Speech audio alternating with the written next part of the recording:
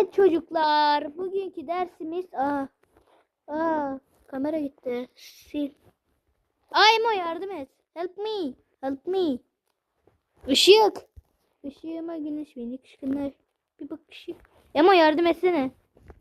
Evet arkadaşlar bugün oğlum yine ne oldu ya? Oğlum yardım et. Yardım et. Gerizekalı ne oldu? Oğlum burada kaldım ya. Kamera koymuşum.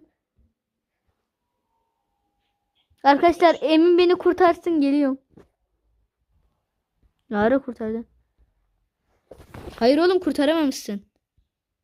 Kurtardım. Bak kamerayım oğlum, kamerayım, buradayım. Yerdeyim, gördüm seni.